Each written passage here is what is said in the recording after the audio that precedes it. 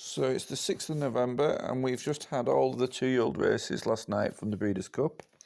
So I thought now would be a good time to review or start reviewing the yearlings that were bought from the 2020 sales who've run as 2-year-olds in 2021. And I always do this professionally, well, for basically to look. You don't know how good you are or how you perform unless you look back and look at the results. And it's okay saying, oh, Schooler's done X, Y, and Z, and other horses have done X, Y, and Z. But you've got to look at the whole picture. So what I do is I get my sales catalogues out, and in my sales catalogue, I've wrote before every sale, or certainly before every sale, I write a script. So when the sale day is on, I know exactly where to be, when I need to be at the ring, when I don't need to be at the ring, etc., etc. So just before I get into the first sales catalogue that we're going to look at, just to put it in context, so I was over in Ireland this week, Saturday today. Oh, dogs are barking in the background, marvellous. I was over in Goffs this week. I don't even know whether I got back Wednesday or Thursday. I'm a bit disorientated still. And I got back at 9, 10 o'clock at night. And each morning there, I would start working at 5 a.m. I would aim to do 2 hours work on the laptop, answering emails, sending out contracts, sending out updates, reviews, previews, and stuff like that. And then go for breakfast at 7, bit of sales for 8. The sales start at 10, but you start viewing at 8. And then you work all the way through. And sometimes the sales would finish at 9 p.m. at night. So then you'd go to bed and you'd wake up at 5 and do it again. And that's fine to do. But it's the way I do it, it's a killer. You can do one sale and then go home, and it takes you kind of 48 hours to recover. But what I've done this year is I've done every sale. And where I'm going with this is no other trainer has done every sale. No other owner has done every sale. So the Goffs Sale I was at there this week, there was the trainers from England. There were Calberg, who came over, but he didn't go around looking at horses. He looked at the horses that I gave him. David Barron, who looked at them all ringside. Phil Makin was there. He was looking at plenty ringside. He bought 4 or 5, I think. Paul Midgley was there. But a lot of those trainers weren't at the other sales. So, for example, I think Paul Midgley may have been at Doncaster, but he wouldn't have been at Tatsbook 2, or he wouldn't have been at Goffs, and he certainly wouldn't have been at Arcana or Azaris, and I've done them all. And the reason why I do them all is you've got more chance of getting better value, picking the best horses if you've got a bigger pool of horses to look at. So I go to every sale, and I look at every filly, and I'm the only person who does that. Nobody else does it. Not other syndicates, nobody else. Not one person. So as a result of doing that, it's quite intense. And while I'm doing that, it's very hard to do anything else, like manage 50 horses at the same time. Other people don't do it because they know it's a killer. Even the Breeze Up boys, who are spending their own money and investing their own money and then have to resell them, don't all do it. They'll pick sales. I do every one. And that's why we have success on the track higher than everybody else. That's why this year we've had 5 stakes winners for horses that cost a combined fee of about 100,000. 1 in 8 of our horses this year has won a stakes race. I think it's 1 in 8, it's maybe 1 in 10, something like that, but it's about that. It's unheard of. You don't do that. So during this period when the sales season's on, I need customers to bear with me and understand why it's like this. It'll be like this every year because I can't delegate going and look at all the horses to somebody else because they don't see what I'm seeing. I can't delegate managing the horses racing, because they don't think like I do when I'm looking for races. Next year, I am going to try and get an assistant on board from May the 1st onwards. I interviewed a girl about 10 days ago, and I'm going to be placing adverts this week. So next year I'm going to try and make it easier, but there is a reason why I haven't been able to do race reviews and send out updates as often as I would do in May or June, because it's not physically possible. I'm working 16, 18-hour days. Anyway, enough of the whinging, sort of paint the picture. So, looking at the first sales catalogue, I thought the best place to start would be the Goffs Sale, because last night, the first race on the Breeders' Cup card was won by Twilight Gleaming. Twilight Gleaming was a National Defence filly. National Defence first season first season is 2-year-olds now. So he's got 2-year-olds, yearlings, foals, but nothing older than 2. So it's 2-year-olds the first crop. Came from the Goffs Orby Sale. So I'd previously done this because Twilight Gleaming was second in the Queen Mary.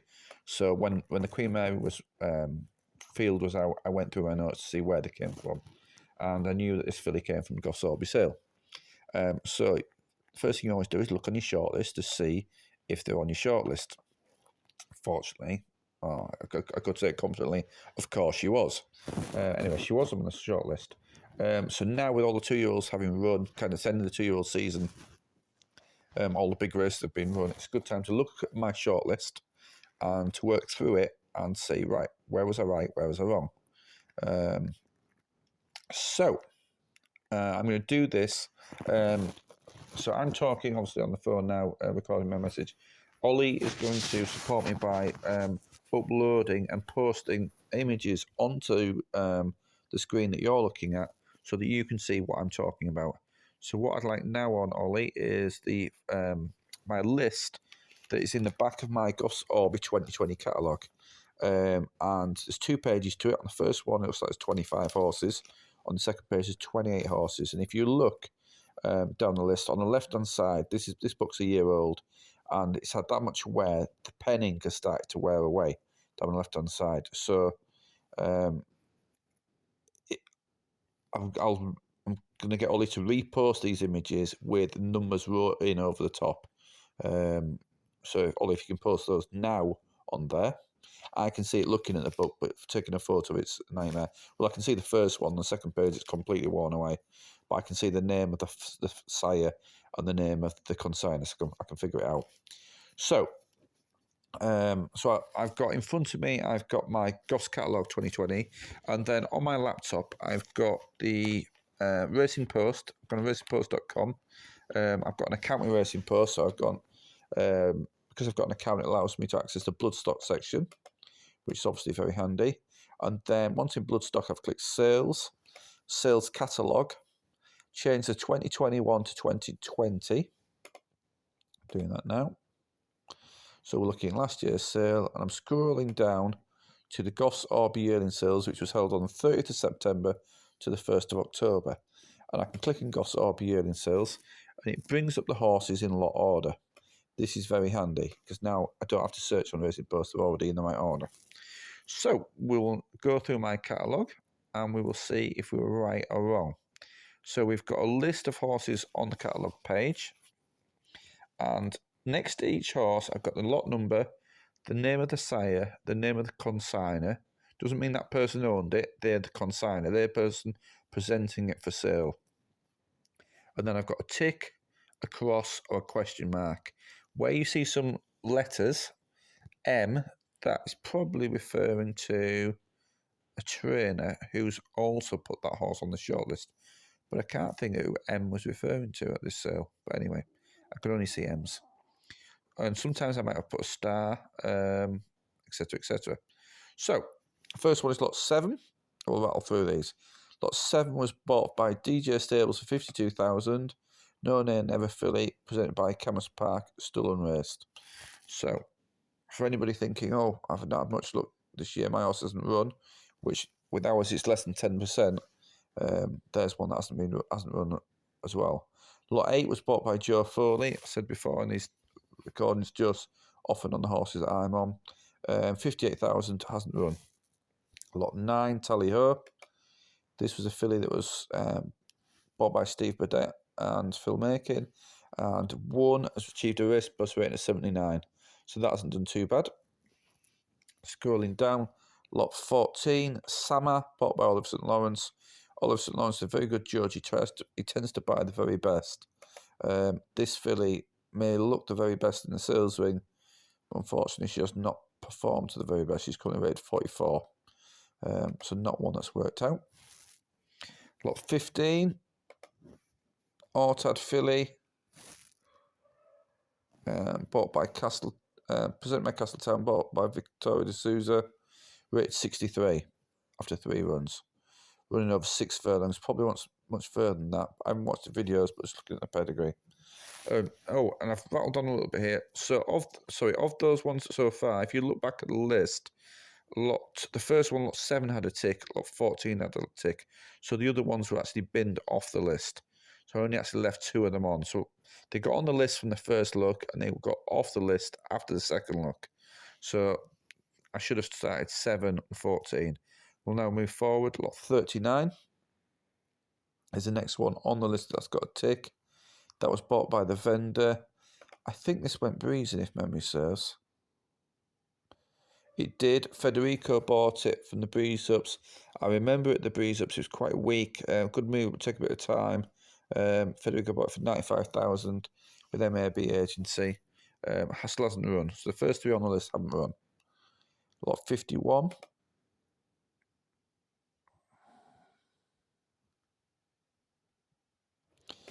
The filly cost 330,000. Hugo Mary bought it. Remember this filly? She was a belter. I'm pretty certain she's in the mare sale coming up. She's down in Racing Post, not having run. 330,000. A lot of money to give for her. Hasn't run according to Racing Post anyway. So we got the first 4. None of them have run. Not a great start, but we'll carry on. Moving on, lot 55 remained on the list. It had a question mark.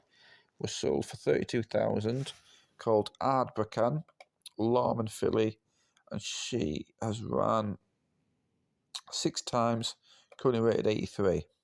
So at 32,000, she isn't a bad purchase. She won a Newmarket maiden.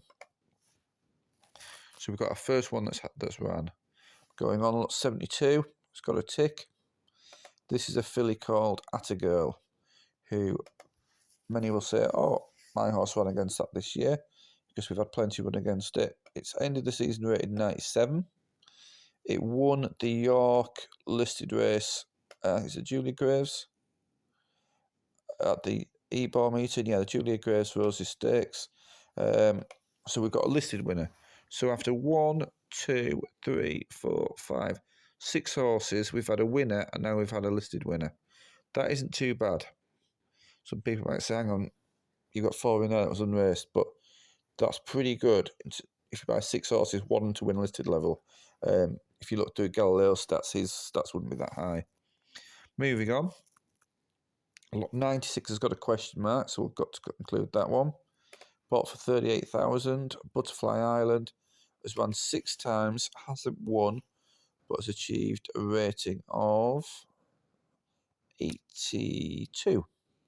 Was second in a maiden in Ireland over a mile. So we've got a winner placed, and we've got a listed winner. Further down, lot 100, Acclamation filly, 32,000 unraced. Another unraced one there, that's lot 100. Going further down, lot 121, Gurkha filly, called Tozen Lydia. Now this was withdrawn, so this got on the list and then was withdrawn, maybe because it didn't have enough interest, maybe because it was lame, but this won a maiden on its debut, achieved an RPR of 86, trained by Joseph, and has then since been sold. So we've got 2 winners, a listed winner, a placed horse from probably 7 or 8 runners. So we're not doing too bad. Further down, 1, 2, 3 and 1, 2, 6. 1, 2, 3, 50,000 unraced. 1, 2, 6, Magnolia State. That's ringing a bell. It's run 4 times, placed a couple of times. RPR 75, so there's no star. 129, 144 both have question marks. 129 has run once, achieved an RPR of 70. 144, Caravaggio filly, bought for 160. Ran twice, achieved a rating RPR of 70. I'm wondering, is this the horse that I followed in this week? It could be. Did it sell this week? Yes, it did. Made 14,000. I just decided it wasn't good enough, but anyway, that's that one. So so far we've found one stakes performer. Going further down, 151 is the next one. Kodiak filly, unraced, 50,000 Brummerhof stud. So that's probably gone to Germany. So the racing post doesn't always pick up if they've run from Germany. If they were stakes performers, it would do. Moving on, 155, showcasing filly. Paddy Toomey bought it for 80,000. Yet to run. 165, Ribchester filly. This is a filly I put a star next to. I remember she was gorgeous filly. Sold by Peter House, bought by the Doyles. Ran twice, achieved an RPR of 71. She is a sister to Mojo Star. I remember this filly, she was a gorgeous filly. Back then, Mojo Star, will that have run? No, because that debuted on the 23rd of October. So that's probably was a good investment at the time because it's sister horse was second in the Derby. Moving on, 185, 186. Filly called Never, it's 185. Ran once so far, disappointed.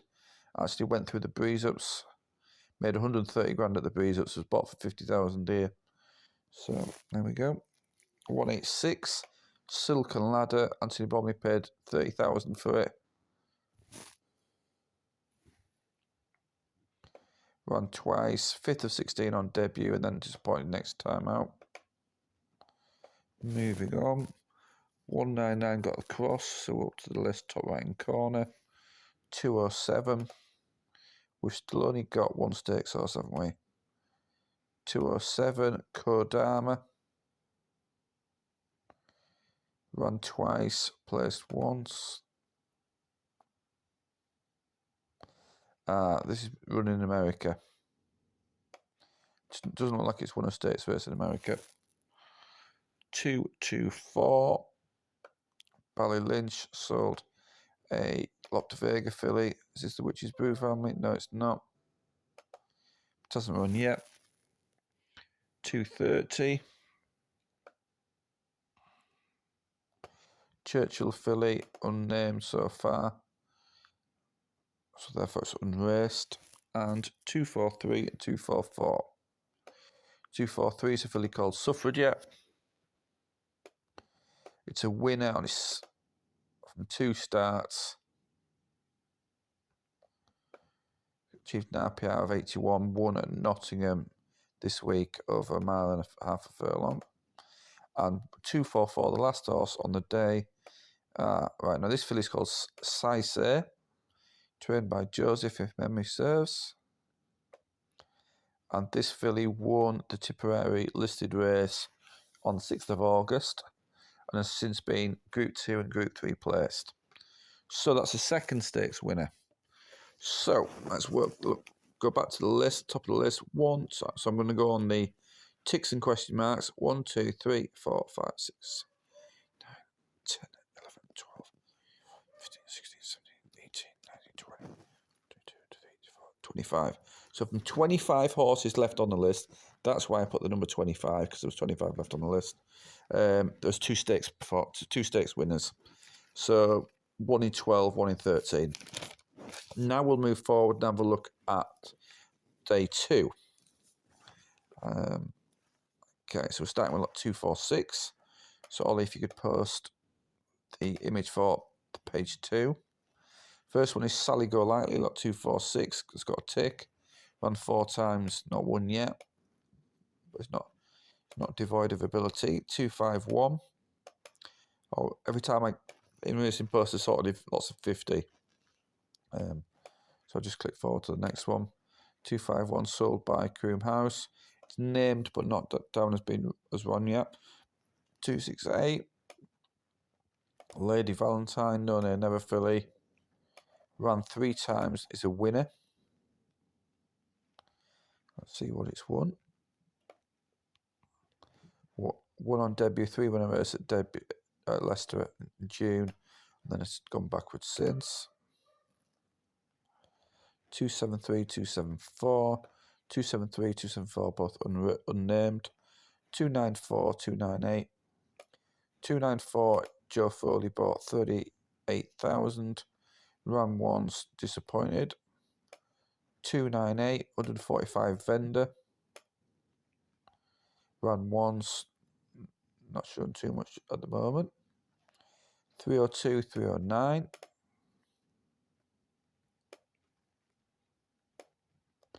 302 is called Susie Sapphire. Ran once, not done too much at the moment. 309, vendor 150, still unnamed.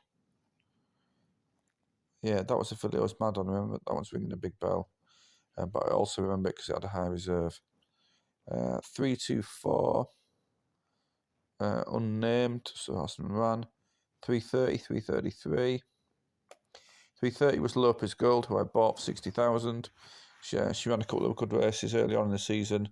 Didn't run too bad the last time out we came back. She was on the wrong part of the track. So that's her. She's a little bit disappointing.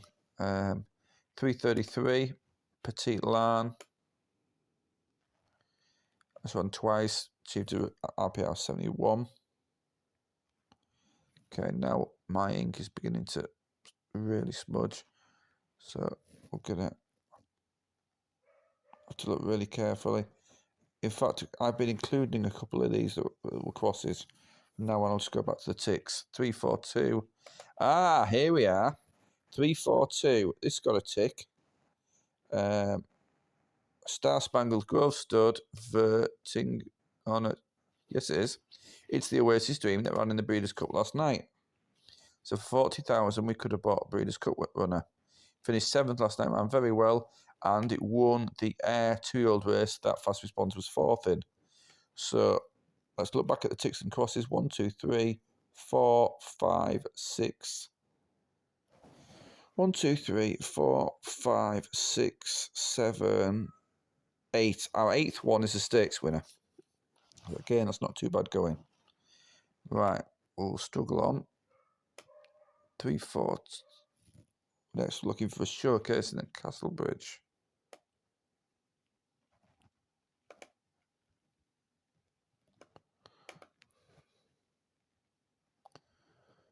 Where is it? There it is. 358. It's called Kissing. Run 6 times, no good. Just, yeah. This is a filly I followed through the ring at the Breeze-Ups as well. It didn't look too bad, but there we go. It's not done it yet. 358. So now I'm looking for Frankel at Baroda. There it is, 363, unnamed. I'm now looking for an Australia at Tinnakill House, and there is Tranquil Lady. Oh, this is interesting.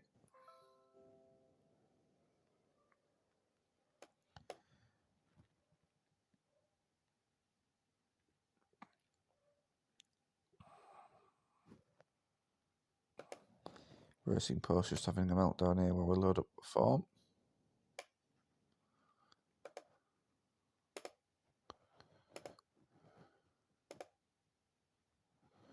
I remember this was a belter. Dermot Cantillon runs Tinnakill Bloodstock, and he's yeah, I remember this fully standing out. Right, so it's won, finished second in a listed race, won a Galway maiden, achieved a rating of 104. So it isn't a stakes winner, it looks a potential stakes winner. So I'm going to include that because and the brother since won a Group 1. So that would be a very good buy. So that's I'm going to mark that off as 2. Where am I? My Australia. So we've got 2 there. So 2 stakes horses. Now we're scrolling down again. This is a filly I was mad on. Ladies Church.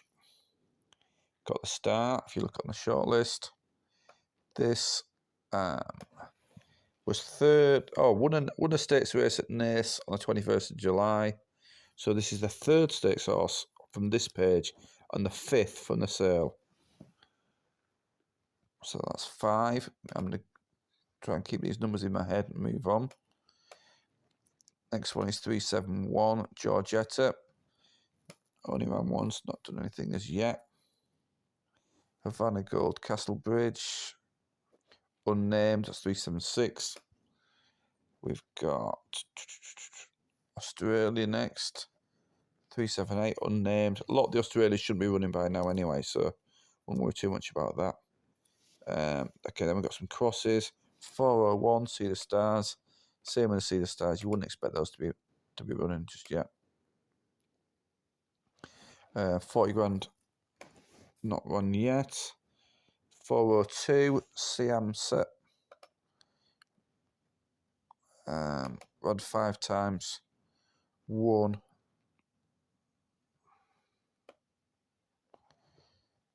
Third in a Newbury listed race. So that's another stakes horse that's been on the list. Moving on, 413 and 416. 413 yet to run. 416 is called Southwest Harbour. Over in America, there's nothing on Racing Post at the moment. We've got 425. This was a filly I was absolutely mad on. She's called Sunset Shiraz. I bid 60 or 70,000 on her. Rated 104. She placed in the Moyglare, third in the Moyglare, second in the Group 3, second in the Group 2, third in the listed, and since won. So that's 6 stakes horses I'm including on this list. Next one is the Muhara.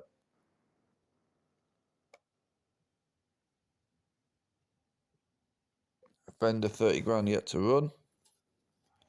Nah, ha ha ha ha ha. Next one is 437. Twilight Gleaming, bought for 75,000 Ben McElroy. Okay, so this got a tick. It's got a J and Rob next to it. So I suspect I was working with somebody, J, who liked it, and Rob, I would think would be possibly Robin O'Ryan. Don't know. Anyway, this was on the list. So we're on 6 stakes horses, and now we've got a Breeders' Cup winner on the list. So we've got 7 stakes horses on the list, and a Royal Ascot second. So that's 7 on the list, going down. 440. No good. 447, this gets a star. Remember this filly, unraced as yet, but this is a sister to Winter Power, who's since won a Group 1, so she'll be worth a lot of money. Hasn't run, so we can't include it. So it's on 7 stakes horses. 462.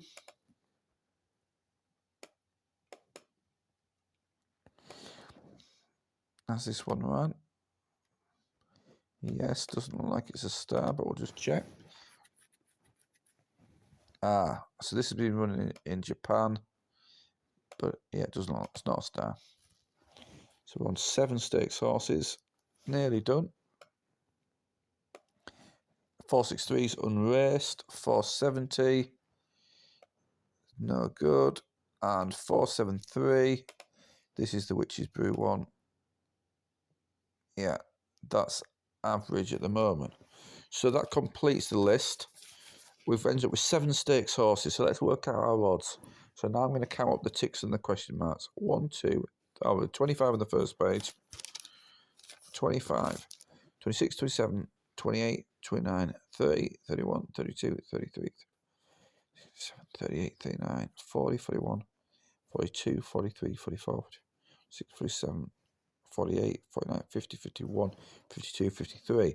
Hence the 28, 25, 28 is 53. So from 53 horses on my list, 7 have won stakes races at 2. So that gives us a 1 in 7 to 1 in 8 ratio. That is better than Galileo, Memas, Dubarry, any stallion you want to call.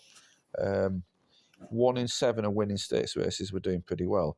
And if you think about the number of horses we've got in training this year, we've got about 50 in training. We've won 5 stakes races with 5 different fiddlers. So what we're operating at 1 in 10. My short list was operating at 1 in 7, 1 in 8. But obviously, some of those fillies were beyond our price bracket because I tend to pay less for them than everybody else. So that's why it's 1 in 10 rather than 1 in 7 or 8. So that's the review of the Goffs Orby sale, and I will be doing a one on other sales as I get more spare time in the next couple of weeks. Hope people found that interesting.